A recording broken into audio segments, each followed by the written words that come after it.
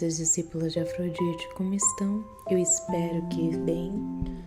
E sejam bem-vindas a mais um episódio aqui do Afrodite Podcast.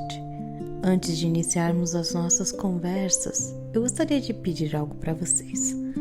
Curtam, compartilhem esse episódio com outras mulheres e deixem talvez a sua avaliação. É através desse apoio que eu consigo continuar meu trabalho aqui, criando conteúdo que possamos transformar vidas e abrir novas possibilidades para nós. Hoje eu gostaria de falar sobre um tema que por muito tempo é considerado pouco feminino e que para mim é um verdadeiro desafio. Falar sobre a nossa relação com o dinheiro. Mas eu acredito que não existe nada mais feminino do que a nossa liberdade. A liberdade passa inevitavelmente pela forma como a gente administra os nossos recursos. Durante séculos, mulheres dependeram financeiramente de pais, maridos, familiares. Mesmo hoje, quando temos mais autonomia do que nunca, muitas mulheres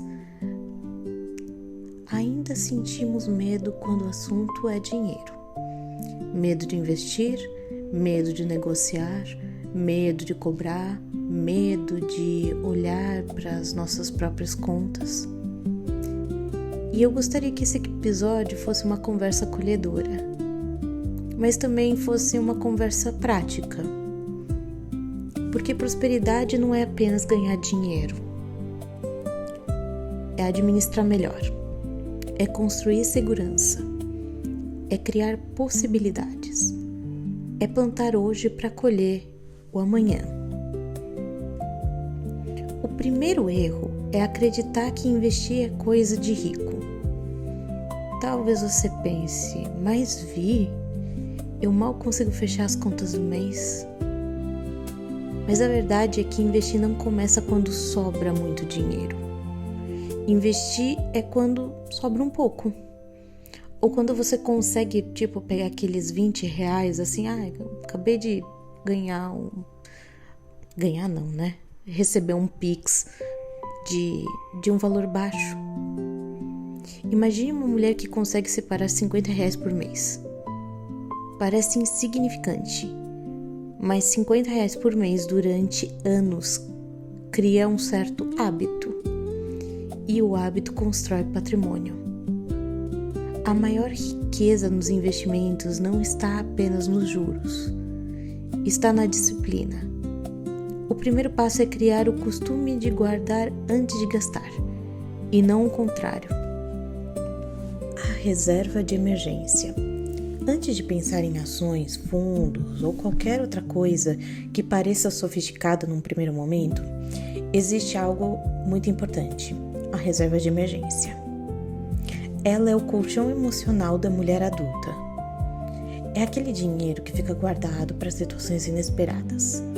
Aquele problema de saúde, consertos, estourou um cano do banheiro e a sua casa ficou quase submersa. Isso pode acontecer. Mudança de emprego, emergências familiares. O ideal é construir uma reserva equivalente a 3 a 6 meses do seu custo de vida. E onde a gente deve guardar? Em investimentos seguros de alta liquidez. Acabei de aprender isso, tá? Então, eu tô literalmente dando para vocês o que eu aprendi nesses últimos meses e que tá fazendo a maior diferença. Então, vamos lá. O que são investimentos seguros e de alta liquidez? São coisas como Tesouro Selic, repito, Tesouro Selic, CDBs de liquidez diária, contas remuneradas de instituições confiáveis. Parece complicado, mas não é. E também não é nada arriscado pensando em tesouro. A reserva não serve para render muito. Ela serve para te trazer uma sensação de paz. A mulher precisa aprender a investir.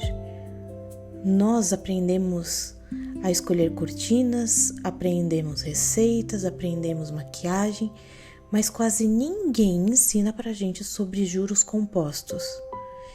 E os juros compostos são uma das forças mais poderosas no mundo financeiro. Imagine que você planta uma árvore. Você não colhe os frutos no dia seguinte, correto? Mas com o tempo ela vai crescer.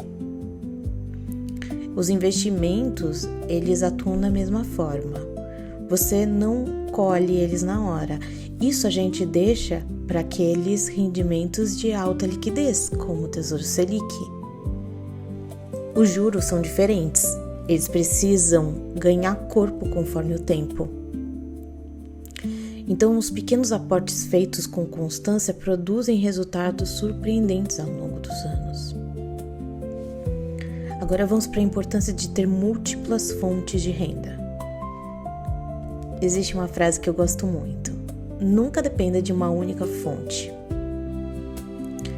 A gente vive em um mundo um tanto quanto estável.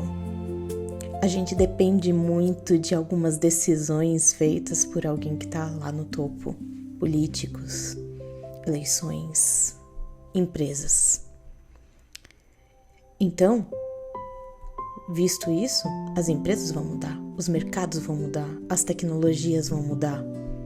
E tudo no mundo acompanha esse movimento. As finanças não são diferentes. Por isso, sempre que possível, tente construir uma segunda fonte de renda. Ela não precisa começar grande. Pode surgir de algo que você ama fazer. Tipo, para mim é esse podcast. Então, os seus hobbies podem te gerar renda. Muitas mulheres possuem talentos incríveis e não percebem. Então, qualquer coisa pode virar algo que possa te oferir renda. Crochê, costura, confeitaria, ilustração, organização, jardinagem, leitura, artesanato, aulas particulares, produção de conteúdo, fotografia. Nem todo hobby precisa virar uma empresa, mas alguns podem completar a sua renda. E em alguns casos transformar completamente a sua vida, mudar o rumo de verdade. Economias inteligentes. Eu, Vitória, eu não gosto de cultura de privação. Não acredito que a prosperidade seja algo que seja sofrido, até porque a abundância ela vem em muito volume. Mas eu acredito que existam escolhas que são inteligentes, conscientes da gente fazer. Existe um momento que a gente vai precisar fazer a própria unha, aprender a cozinhar, levar almoço para o trabalho, cancelar certas assinaturas que você utiliza pouco ou não lembra de usar durante o mês, comprar menos por impulso. Podem representar centenas e às vezes milhares de reais economizando ao longo de alguns meses ou até ao longo do ano. O segredo não é cortar tudo, o segredo é identificar o que realmente faz sentido para você. E assim, eu entendo, existem certas armadilhas das redes sociais, porque é criado essa ilusão perigosa, parece que todo mundo tá sempre viajando, tá sempre comprando, tá reformando, tá consumindo, mas você não vê as cifras, você não vê as dívidas, você não vê os financiamentos, você não vê os parcelamentos, você não sabe e ninguém compartilha as ansiedades. E a comparação sempre vai ser a pior estratégia financeira, se não é a pior estratégia para tudo na sua vida. Comparação nunca constrói nada. Então construa a sua vida no seu ritmo, com os seus objetivos. Trace eles para você ter uma maior visão do que realmente é importante. Porque sonhos grandes exigem o nosso planejamento. uma viagem para a Itália, um apartamento, uma pós-graduação, um intercâmbio, uma aposentadoria confortável. Nenhum sonho grande acontece por acaso. Ele precisa de um certo repertório para que ele seja fundado, né? Tenha fundamento aquele sonho. Eles nascem no início de pequenas decisões repetidas todos os meses até se tornarem anos, décadas. E prosperidade não é sorte, prosperidade é estratégia. Talvez a maior mudança que a gente possa fazer seja deixar de enxergar o dinheiro como um assunto masculino. O dinheiro tem que ser visto por nós como uma ferramenta, assim como um blush é para deixar a gente mais bonita.